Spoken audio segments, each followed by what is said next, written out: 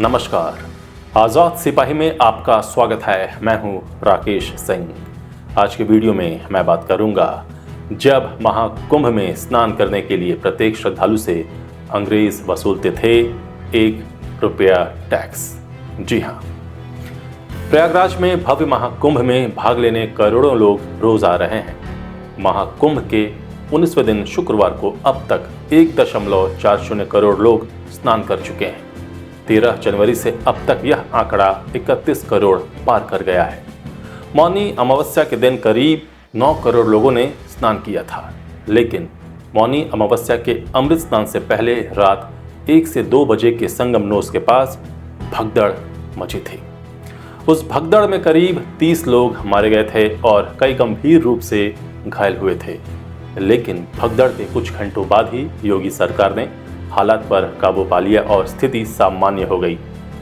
लेकिन ठीक उसी दिन एक नहीं 2 जगहों पर भगदड़ हुई थी। दूसरी भगदड़ झूसी इलाके में ब्रिज के पास हुई थी। इसकी सूचना मुझे 29 तारीख की सुबह 6 बजे मेरे एक रिश्तेदार ने दी थी, जो प्रत्यक्ष रूप से वहां मौजूद थे। उन्होंने कहा कि रात करीब 1 बजे भगदड़ मची थी। वह उस वक्त ब्रिज पर थे और एक खंबे से चिपक गए थे। दूसरे भगदड़ की खबर किसी मीडिया में नहीं चल रही थी, लेकिन अब दूसरे भगदड़ की बातें चर्चा में हैं। इसमें भी कई लोग गंभीर रूप से घायल हुए थे, लेकिन कितने लोगों की मृत्यु हुई उसके बारे में कोई सटीक जानकारी नहीं है। लेकिन आज के वीडियो में मैं महाकुंभ से जुड़े एक ऐसे प्रसंग की चर्चा करने जा रहा हूं जब प्रत्येक श्रद्धालु से ₹1 टैक्स वसूला जाता था। जी हाँ, एक दौर सनातनियों ने वो भी देखा था जब कुंभ मेला में स्नान करने के लिए ब्रिटिश शासन द्वारा प्रत्येक श्रद्धालु से ₹1 टैक्स लिया जाता था। जी हाँ, आपने सही सुना, कुंभ में नहाने के लिए टैक्स।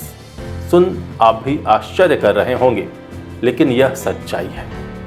हमारे पूर्वजों ने धर्म को बचाने के लिए कई बलिदान दिए, कष्टों को सहा, कठोर से कठोर दौर को देखा, लेकिन सनातन का ध्वज कभी झुकने नहीं दिया, उसे निरंतर बुलंद रखा।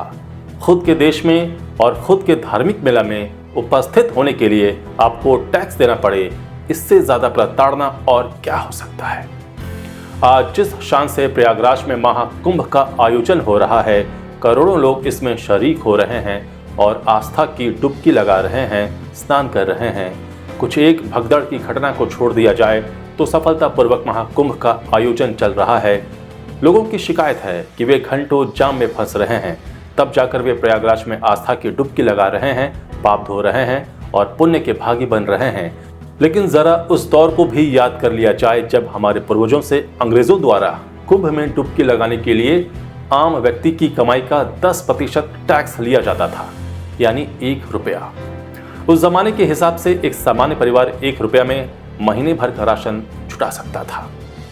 उस समय औसत भारतीयों की मजदूरी 8 से 10 रुपए हुआ करती थी, उससे भी कम। उदाहरण के तौर पर एक दर्जी को महज ₹8 महीना मिलता था और एक स्वीपर या वेटर को ₹4 महीना मिलता था। बावजूद इसके कुंभ टैक्स ₹1 था। यह ब्रिटिशर्स का एक और तरीका था भारतीयों का शोषण करने का। यूनाइटेड किंगडम के वेल्स में जन्मी फन्नी पार्क्स के मुताबिक 1806 में ईस्ट इंडिया कंपनी ने पिलग्रिम टैक्स लेना शुरू किया था। कुंभ मेले में आने वाले श्रद्धालुओं की संख्या को देखते हुए टैक्स लगाना शुरू कर दिया गया था। ब्रिटिश सरकार कुंभ में स्नान करने वाले प्रत्येक श्रद्धालु पर ₹1 का टैक्स लगाती थी।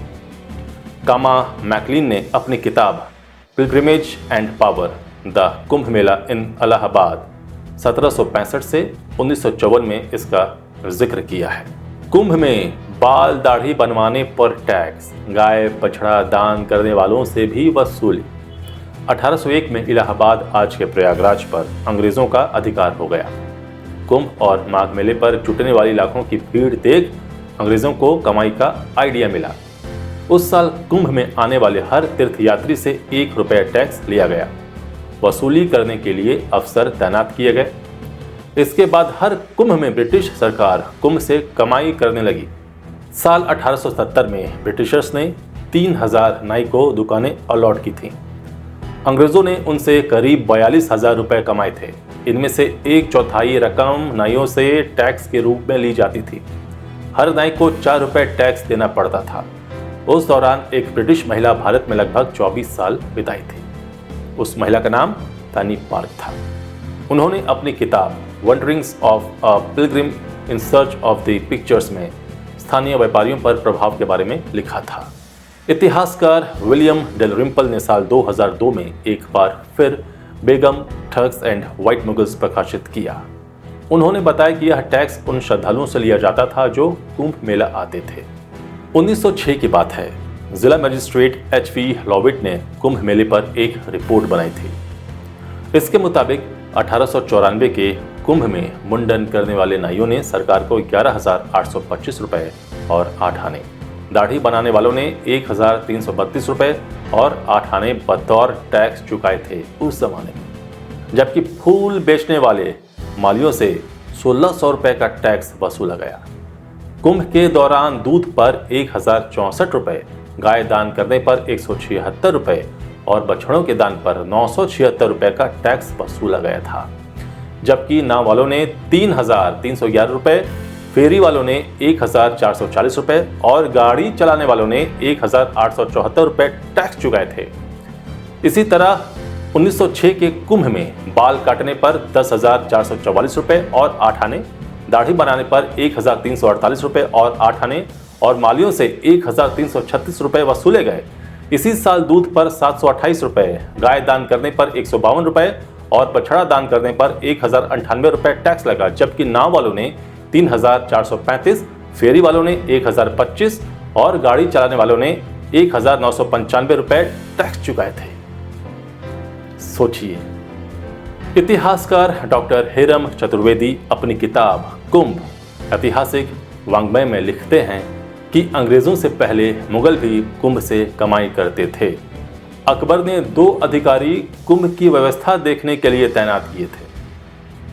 पहला मीरे बहर, जो कि लैंड और वाटर वेस्ट मैनेजमेंट का काम देखता था, और दूसरा मुसद्दी, जिसके हवाले घाटों की जिम्मेदारी थी। मतलब मुगल भी टैक्स वसूलते थे।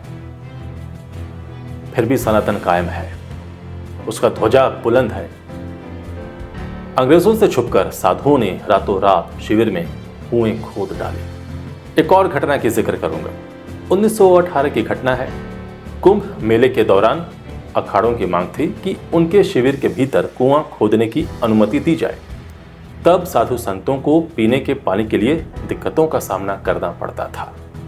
जब संतों को कुआं खोदने की अनुमति नहीं मिली तो हिंदू महासभा, बड़ा पंचायती और निर्मल अखाड़े ने रातों रात अपने शिविर में ही कुआं खोद दिया। अंग्रेज अफसरों को इसके बारे में पता चला तो उन्होंने कुएं को बंद कर दिया। तब कुंभ के लिए मेला क्षेत्र में 185 टोटियां और 27 पानी की टंकियां की व्यवस्था की गई थी, जो लाखों लोगों के लिए बेहद कम थी। आज प्रयागराज में महाकुंभ का जो आयोजन चल रहा है, करोड़ों करोड़ों लोग रोज स्नान कर रहे हैं, सनातनियों का महाजुटान चल रहा है। योगी सरकार द्वारा जो सुविधाएं वहां उपलब्ध कराई गई हैं वह तारीफ़े काबिल है। कुछ घटनाओं को अगर छोड़ा जाए तो यह कुंभ अब तक सफलता के साथ चल रहा है। कुंभ से जुड़ी और भी रोचक कहानियां मैं अब तक लेकर आऊंगा। जुड़े रहिए आज़ाद सिपाही के साथ। धन्यवाद।